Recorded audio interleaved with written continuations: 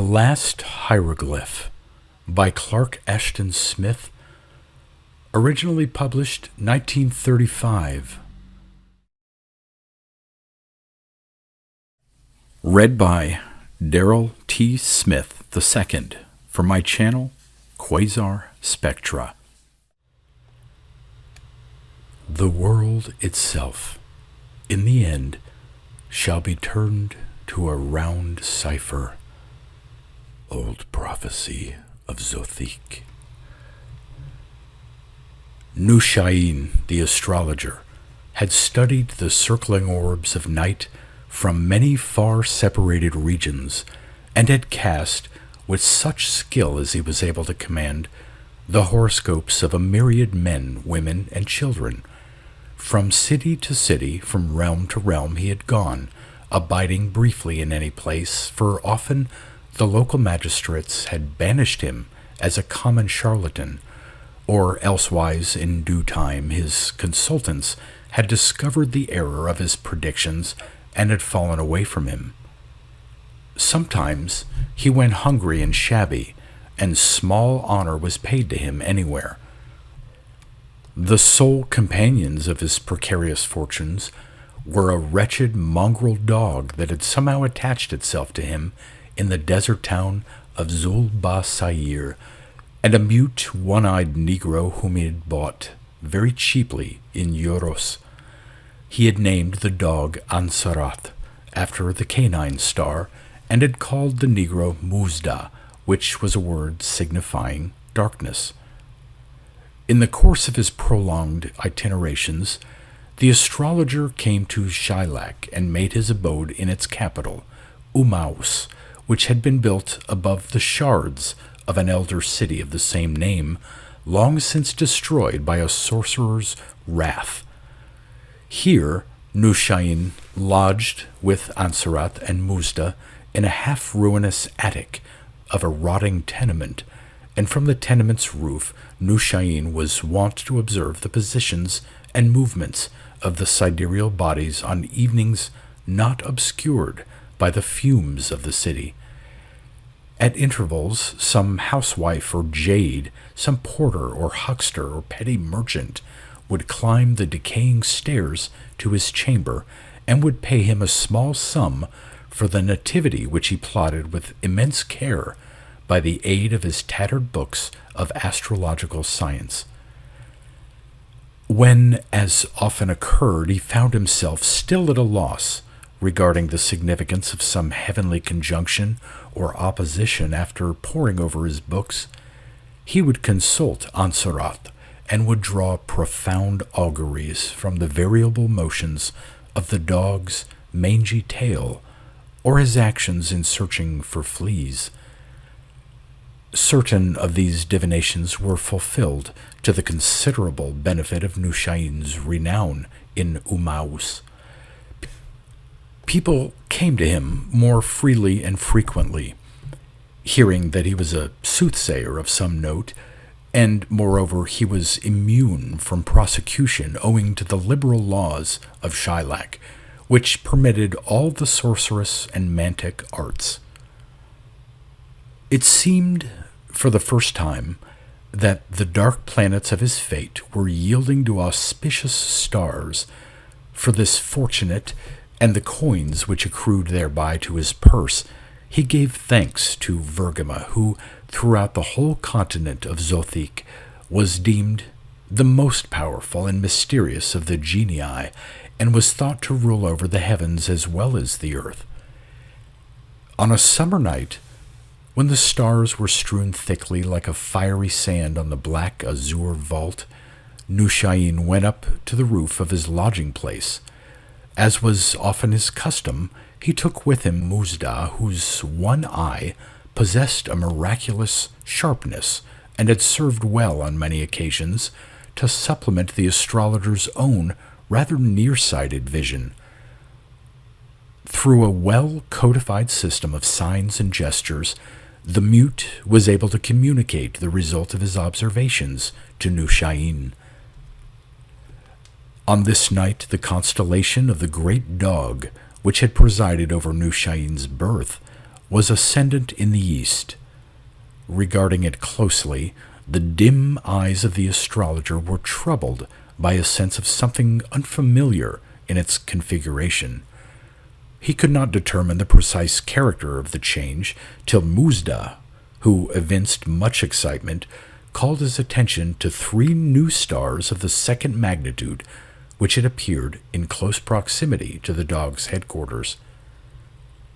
These remarkable novae, which Nushayin could discern only as 3 reddish blurs, formed a small equilateral triangle. Nushayin and Muzda were both certain that they had not been visible on any previous evening.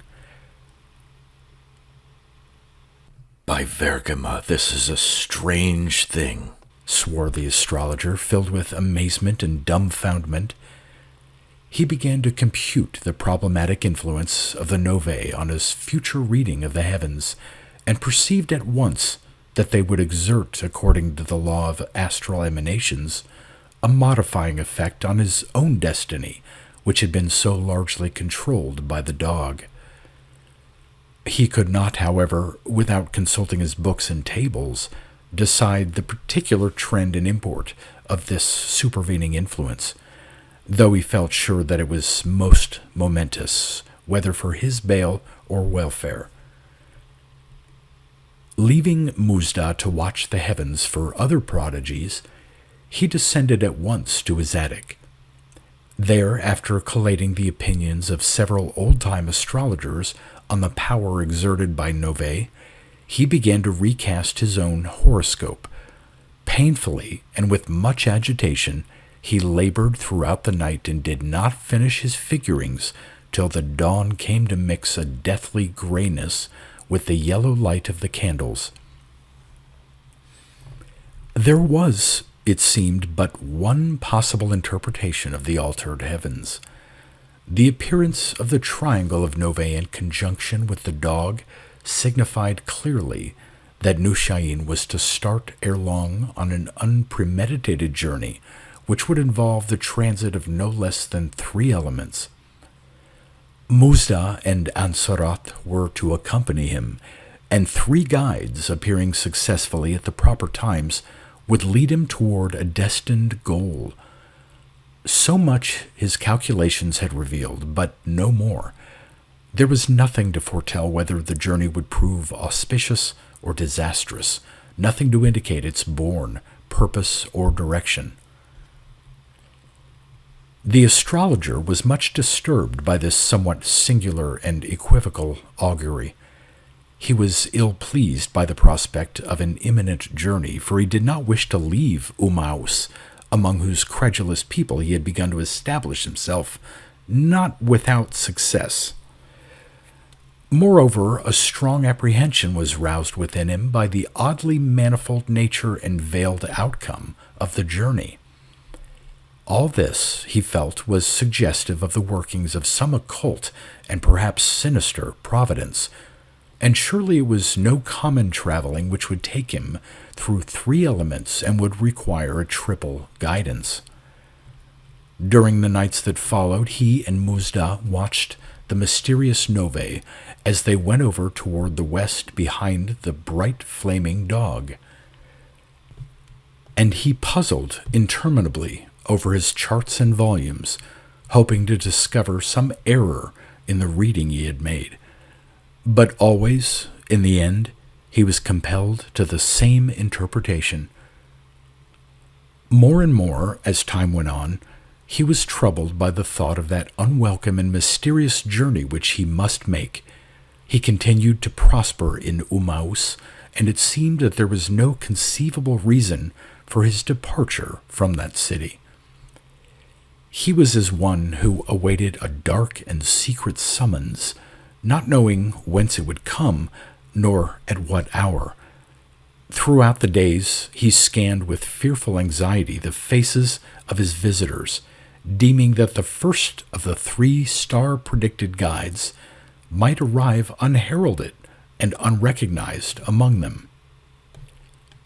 Muzda and the dog Ansarat, with the intuition of dumb things, were sensible of the weird uneasiness felt by their master. They shared it palpably, Muzda showing his apprehension by wild and demoniac grimaces, and the dog crouching under the astrologer's table or prowling restlessly to and fro with his half-hairless tail between his legs. Such behavior in its turn served to reconfirm the inquietude of Nushayin, who deemed it a bad omen. On a certain evening, Nushayin pored for the 50th time over his horoscope, which he had drawn with sundry colored inks on a sheet of papyrus. He was much startled when on the blank lower margin of the sheet he saw a curious character which was no part of his own scribbling.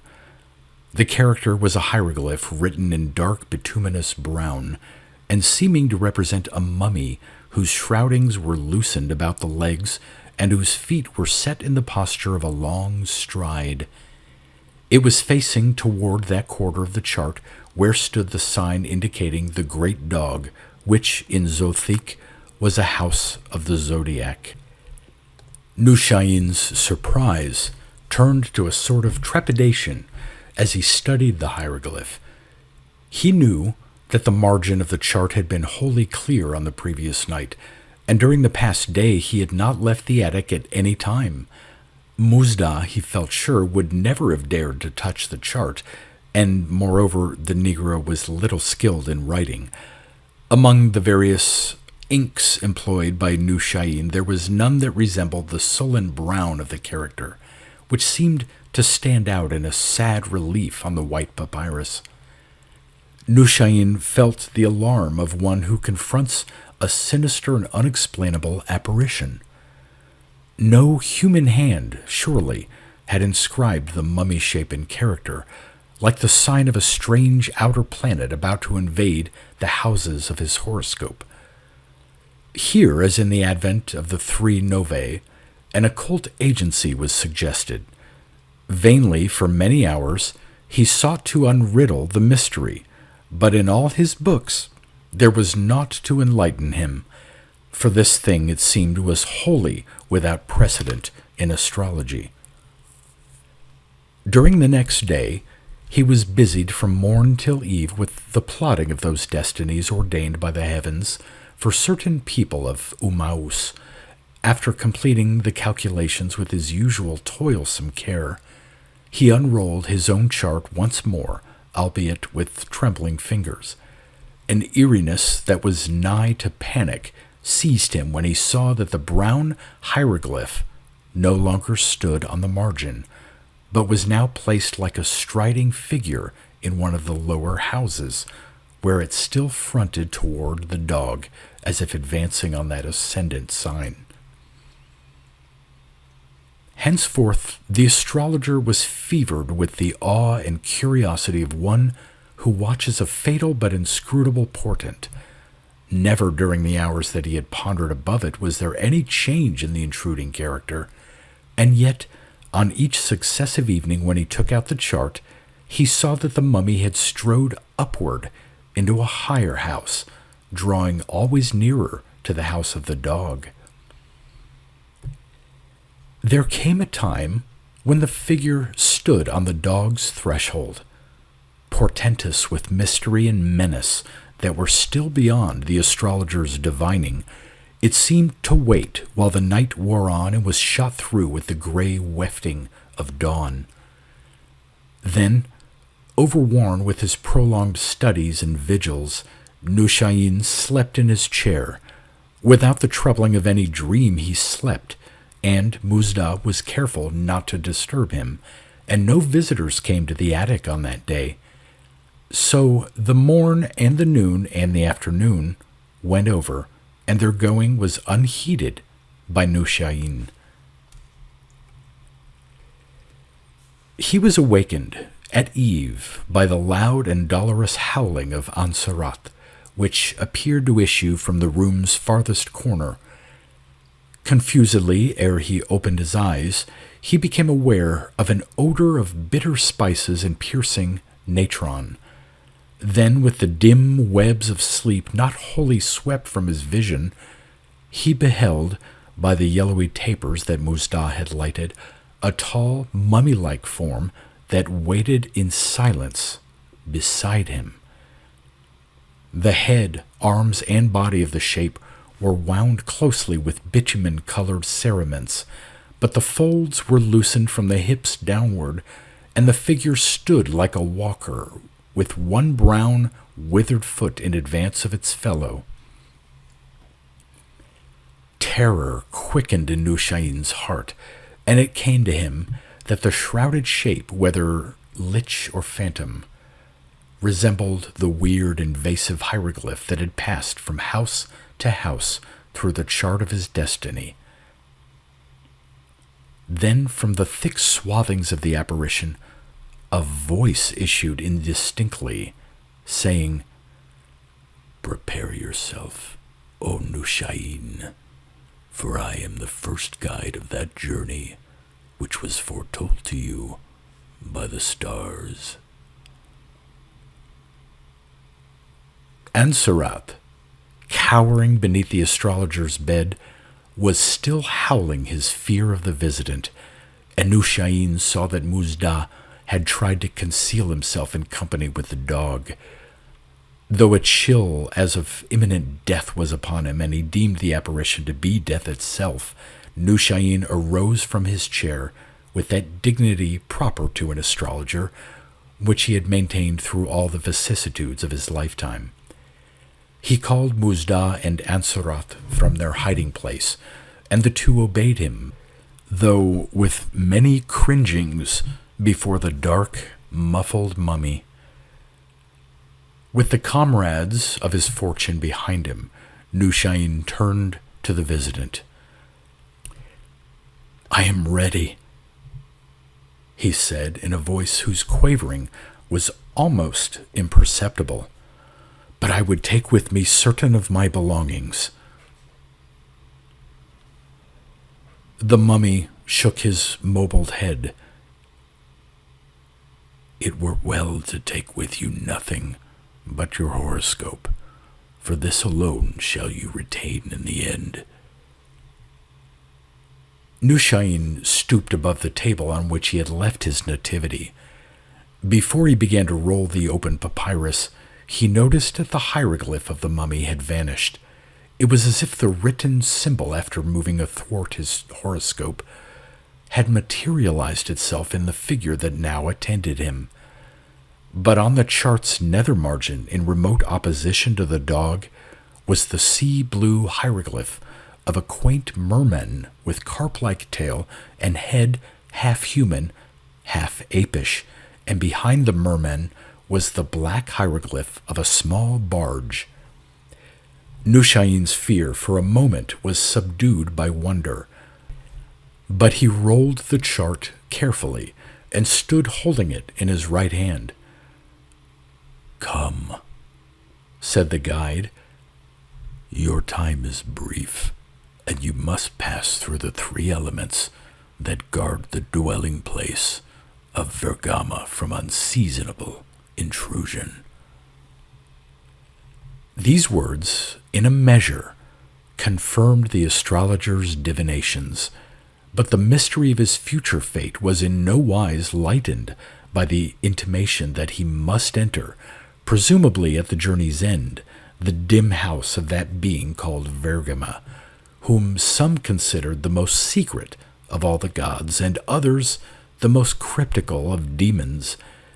In all the lands of Zothique, there were rumors and fables regarding Vergama, but these were wholly diverse and contradictory, except in their common attribution of almost omnipotent powers to this entity. No man knew the situation of his abode, but it was believed that vast multitudes of people had entered it during the centuries and millenniums, and that none had returned therefrom. Ofttimes had Nushain called upon the name of Vergama, swearing or protesting thereby, as men are wont to do by the cognomens of their shrouded lords.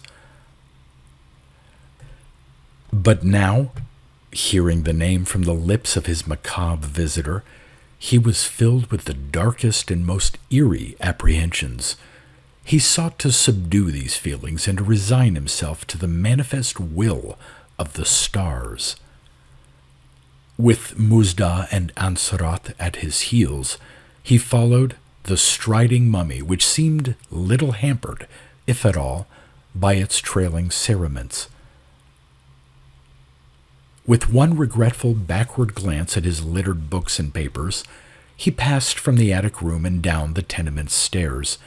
A wannish light seemed to cling about the swathings of the mummy, but apart from this there was no illumination, and Nushayin thought that the house was strangely dark and silent, as if all its occupants had died or had gone away. He heard no sound from the evening city, nor could he see aught but close encroaching darkness beyond the windows that should have gazed on a litten street.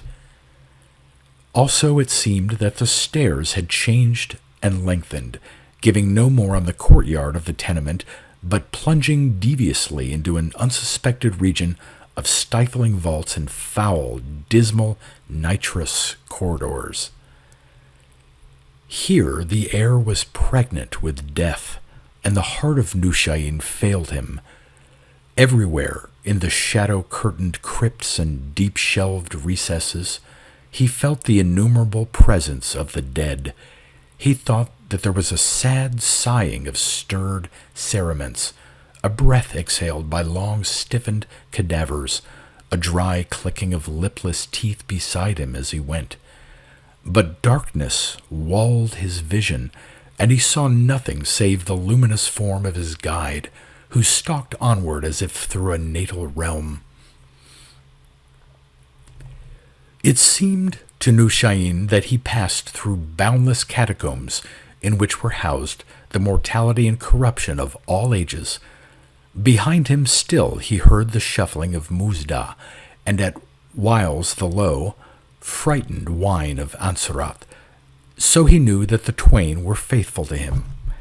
But upon him, with a chill of lethal damps, there grew the horror of his surroundings, and he shrank with all the repulsion of living flesh from the shrouded thing that he followed, and those other things that moldered round about in the fathomless gloom.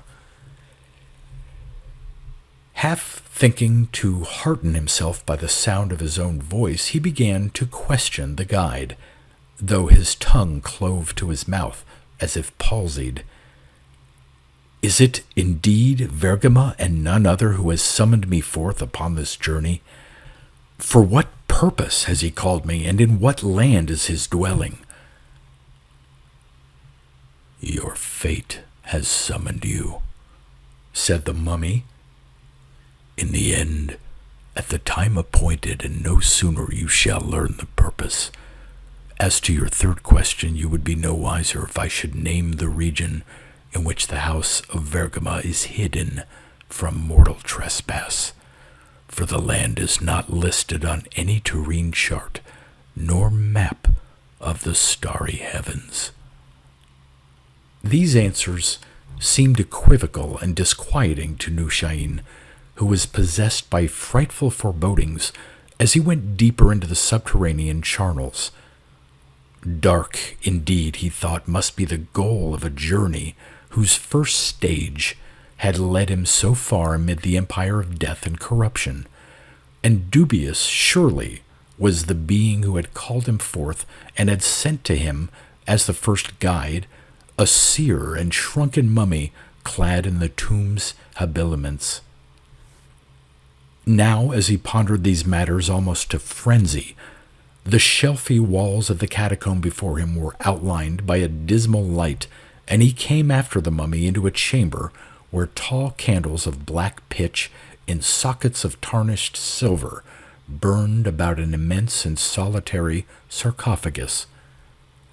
Upon the blank lid and sides of the sarcophagus, as Nushayin neared it, he could see neither runes nor scriptures, nor hieroglyphs engraven, but it seemed from the proportions that a giant must lie within. The mummy passed athwart the chamber without pausing, but Nushayin, seeing that the vaults beyond were full of darkness, drew back with a reluctance that he could not conquer, and though the stars had decreed his journey, it seemed to him that human flesh could go no farther. Prompted by a sudden impulse, he seized one of the heavy, yard-long tapers that burned stilly about the sarcophagus, and, holding it in his left hand, with his horoscope still firmly clutched in the right, he fled with Muzda and Ansarat on the way he had come, hoping to retrace his footsteps through the gloomy caverns and return to Umaus by the taper's light. He heard no sound of pursuit from the mummy, but ever as he fled, the pitch candle, flaring wildly, revealed to him the horrors that darkness had curtained from his eyes. He saw the bones of men that were piled in repugnant confusion with those of fell monsters, and the riven sarcophagi from which protruded the half-decayed members of innominate beings, members which were neither heads nor hands nor feet. And soon the catacomb divided and redivided before him, so that he must choose his way at random, not knowing whether it would lead him back to Umaus or into the untrod depths.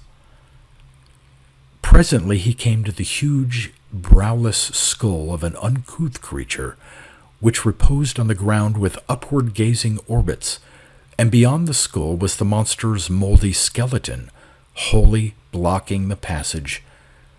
Its ribs were cramped by the narrowing walls, as if it had crept there and had died in the darkness, unable to withdraw or go forward.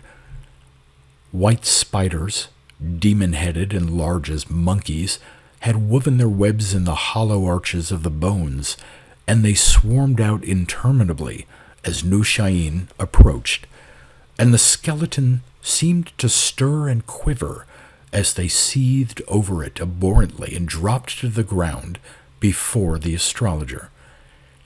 Behind them, others poured in a countless army, crowding and mantling every obstacle. Nushayin fled with his companions, and running back to the forking of the caverns, he followed another passage. Here he was not pursued by the demon spiders, but hurrying on lest they or the mummy overtake him, he was soon halted by the rim of a great pit which filled the catacomb from wall to wall and was over-wide for the leaping of man. The dog Ansarat, sniffing certain odors that arose from the pit, recoiled with a mad howling, and Nushayin, holding the taper outstretched above it, discerned far down a glimmer of ripples spreading circle-wise on some unctuous black fluid, and two blood-red spots appeared to swim with a weaving motion at the center. Then he heard a hissing, as of some great cauldron heated by wizard fires, and it seemed that the blackness boiled upward, mounting swiftly and evilly to overflow the pit, and the red spots, as they neared him, were like luminous eyes that gazed malignantly into his own. So Nushayin turned away in haste, and returning upon his steps, he found the mummy awaiting him at the junction of the catacombs. "It would seem, O Nushayin, that you have doubted your own horoscope," said the guide with a certain irony. "However, even a bad astrologer on occasion may read the heavens aright. Obey then the stars that decreed your journey." Henceforward Nushayin followed the mummy without recalcitrance. Returning to the chamber in which stood the immense sarcophagus, he was enjoined by his guide to replace in its socket the black taper he had stolen. Without other light than the phosphorescence of the mummy's cerements, he threaded the foul gloom of those profounder ossuaries which lay beyond. At last, through caverns where a dull dawning intruded upon the shadows, he came out beneath the shrouded heavens, on the shore of a wild sea that clamored in mist and cloud and spindrift. As if recoiling from the harsh air and light, the mummy drew back into the subterrane, and it said, "Here my dominion ends, and I must leave you to await the second guide." Standing with the poignant sea salt in his nostrils, with his hair and garments outblown on the gale, Nushayin heard a metallic clangor and saw that a door of rusty bronze had closed in the cavern entrance. The beach was walled by unscalable cliffs that ran sheerly to the wave on each hand. So, perforce, the astrologer waited, and from the torn surf he beheld ere long the emergence of a sea-blue merman whose head was half human, half apish, and behind the merman there hove a small black barge that was not steered or rowed by any visible being. At this, Nushayin recalled the hieroglyphs of the sea creature and the boat which had appeared on the margin of his nativity, and unrolling the papyrus, he saw with wonderment that the figures were both gone, and he doubted not that they had passed, like the mummy's hieroglyph, through all the zodiacal houses, even to that house which presided over his destiny, and thence, mayhap, they had emerged into material being, but in their stead now was the burning hieroglyph of a fire-colored salamander, set opposite to the great dog. The merman beckoned to him with antic gestures, grinning deeply, and showing the white serrations of his shark-like teeth. Nushayin went forward and entered the barge in obedience to the signs made by the sea creature, and Muzda and Ansarath, in faithfulness to their master, accompanied him. Thereupon the merman swam away through the boiling surf, and the barge, as if oared and ruddered by mere enchantment, swung about forthwith, and, warring smoothly against wind and wave, was drawn straightly over that dim, unnameable ocean. Half seen amid rushing foam and mist, the merman swam steadily on before. Time and space were surely outpassed during that voyage, and as if he had gone beyond mortal existence, Nushayin experienced neither thirst nor hunger. But it seemed that his soul drifted upon seas of strange doubt and direst alienation, and he feared the misty chaos about him even as he had feared the nighted catacombs. Often he tried to question the mer creature concerning their destination, but received no answer, and the wind blowing from shores unguessed and the tide flowing to unknown gulfs were alike filled with whispers of awe and terror. Nushayin pondered the mysteries of his journey almost to madness, and the thought came to him that, after passing through the region of death, he was now traversing the gray limbo of uncreated things, and thinking this, he was loath to surmise the third stage of his journey, and he dared not reflect upon the nature of its goal. Anon, suddenly, the mists were riven, and a cataract of golden rays poured down from a high-seated sun.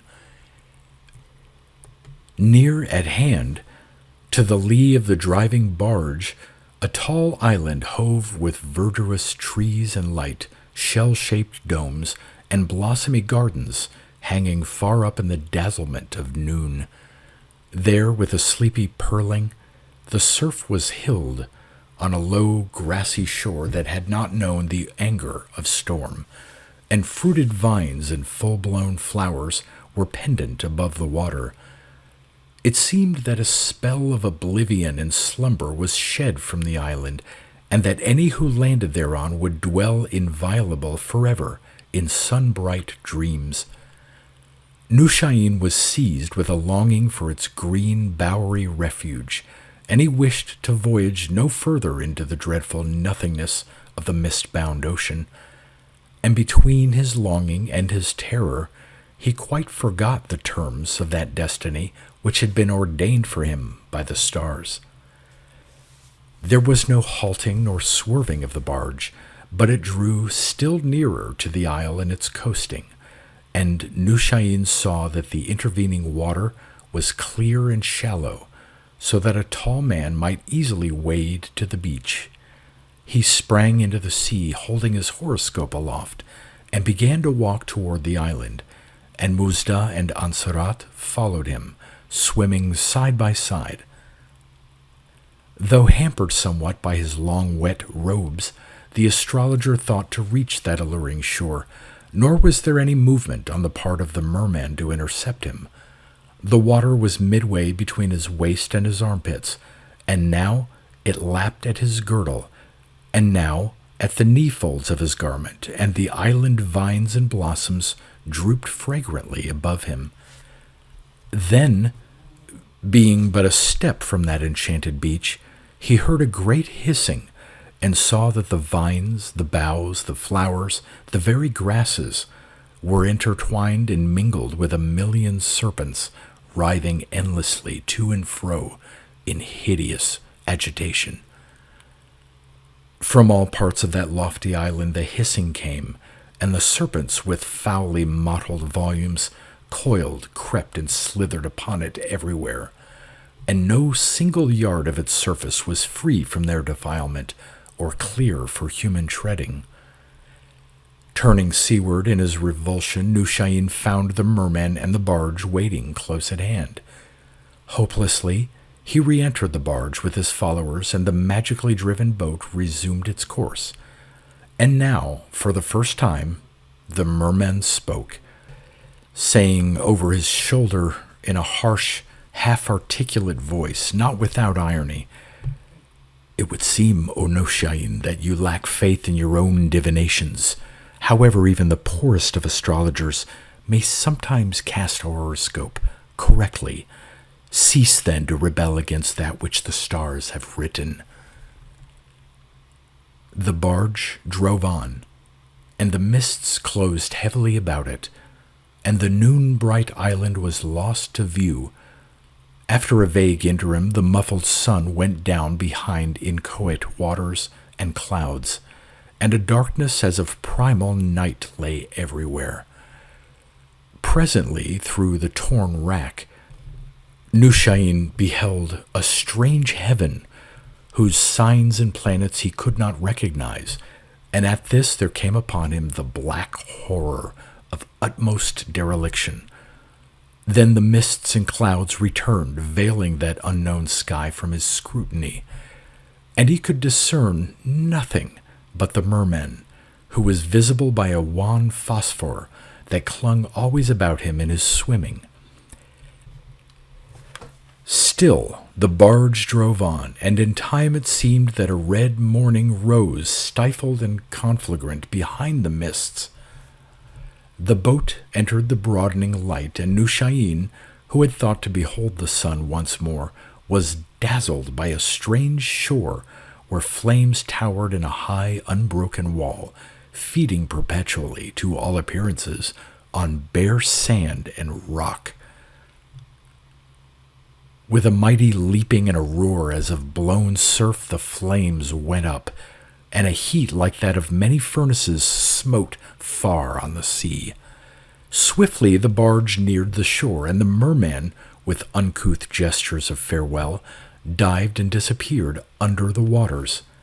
Nushayin could scarcely regard the flames or endure their heat, but the barge touched the straight tongue of land lying between them and the sea, and before Nushayin from the wall of fire a blazing salamander emerged, having the form and hue of that hieroglyph which had last appeared on his horoscope. And he knew, with ineffable consternation, that this was the third guide of his threefold journey. "Come with me," said the salamander, in a voice like the crackling of faggots. Nushayin stepped from the barge to that strand which was hot as an oven beneath his feet, and behind him though with palpable reluctance Muzda and Ansarat still followed. But approaching the flames behind the salamander, and half swooning from their ardor, he was overcome by the weakness of mortal flesh, and seeking again to evade his destiny, he fled along the narrow scroll of beach between the fire and the water. But he had gone only a few paces when the salamander, with a great fiery roaring and racing, intercepted him, and it drove him straight toward the fire, with terrible flailings of its dragon-like tail, from which showers of sparks were emitted.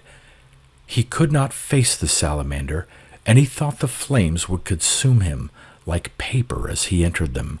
But in the wall there appeared a sort of opening, and the fires arched themselves into an arcade, and he passed through with his followers, herded by the salamander, into an ashen land where all things were veiled with low-hanging smoke and steam. Here the salamander observed with a kind of irony, "Not wrongly, O Nushain, have you interpreted the stars of your horoscope. And now your journey draws to an end, and you will need no longer the services of a guide." So saying, it left him, going out like a quenched fire on the smoky air. Nushain, standing irresolute, beheld before him a white stairway that mounted amid the veering vapors. Behind him the flames rose unbroken like a topless rampart, and on either hand, from instant to instant, the smoke shaped itself into demon forms and faces that menaced him. He began to climb the stairs, and the shapes gathered below and about, frightful as a wizard's familiars, and keeping pace with him as he went upward, so that he dared not pause or retreat. Far up he climbed in the fumy dimness, and came unaware to the open portals of a house of gray stone rearing to unguessed height and amplitude. Unwillingly, but driven by the thronging of the smoky shapes, he passed through the portals with his companions. The house was a place of long, empty halls, tortuous as the folds of a sea conch. There were no windows, no lamps, but it seemed that bright suns of silver had been dissolved and diffused in the air. Fleeing from the hellish wraiths that pursued him, the astrologer followed the winding halls and emerged ultimately in an inner chamber where space itself was immured. At the room's center, a cowled and muffled figure of colossal proportions sat upright on a marble chair, silent, unstirring. Before the figure, on a sort of table, a vast volume lay open. Nushain felt the awe of one who approaches the presence of some high demon or deity. Seeing that the phantoms had vanished, he paused on the room's threshold, for its immensity made him giddy, like the void interval that lies between the worlds. He wished to withdraw, but a voice issued from the cowled being, speaking softly as the voice of his own inmost mind. "I am Vergama, whose other name is Destiny. Vergama, on whom you have called so ignorantly and idly, as men are wont to call on their hidden lords. Vergama, who has summoned you on the journey which all men must make at one time or another, in one way or another way. Come forward, O Nushain, and read a little in my book." The astrologer was drawn as by an unseen hand to the table. Leaning above it, he saw that the huge volume stood open at its middle pages, which were covered with a myriad signs written in inks of various colors, and representing men, gods, fishes, birds, monsters, animals, constellations, and many other things.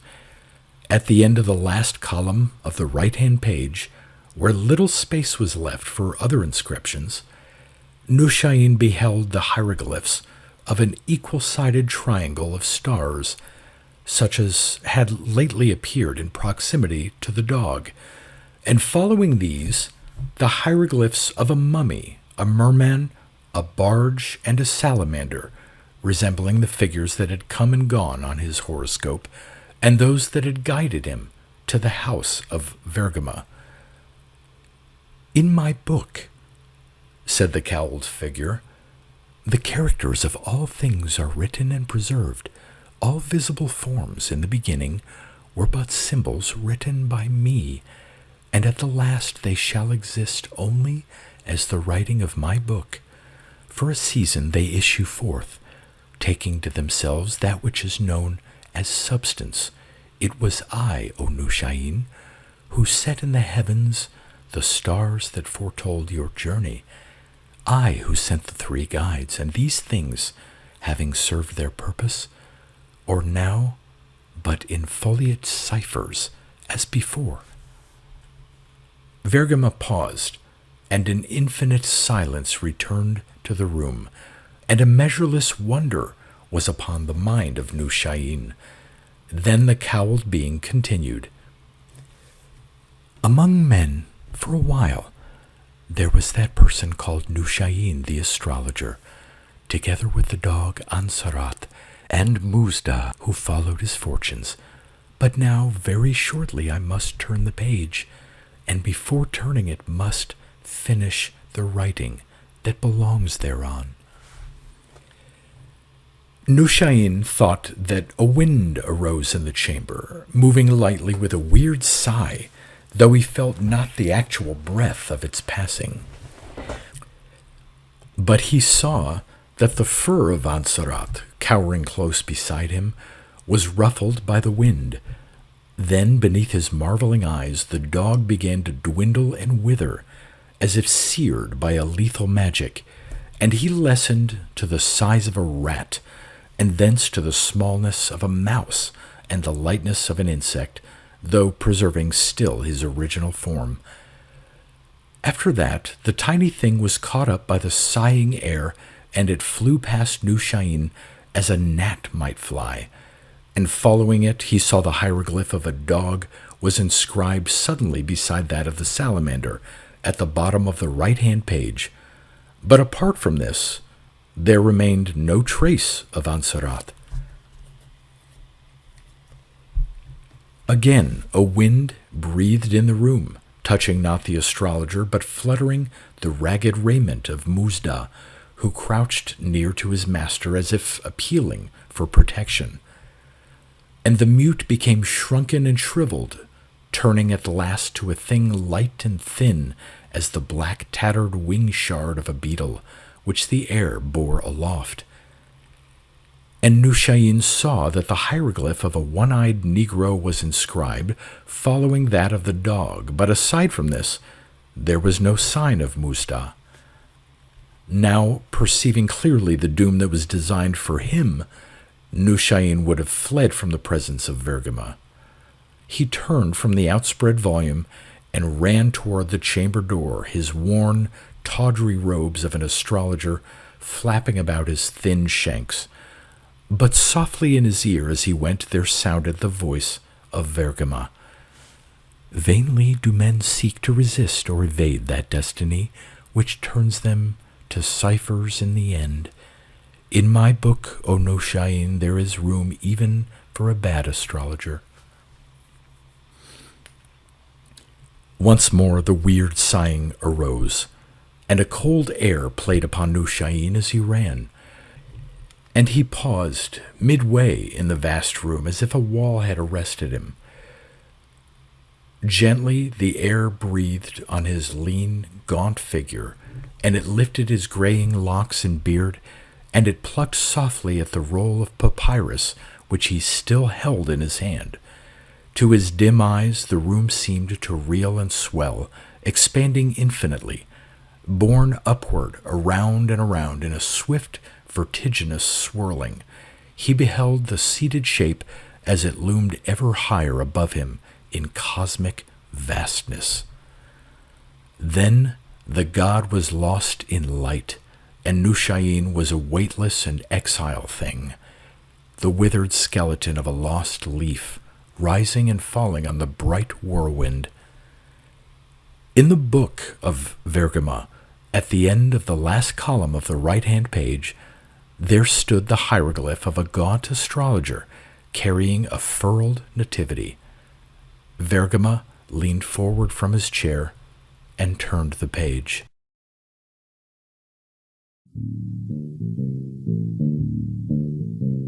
You've been listening to pre-1990s speculative fiction readings with a highlight on science fiction by Darrell T. Smith II. Please consider clicking the donation link in the description box. Thank you so much for your time and your imagination.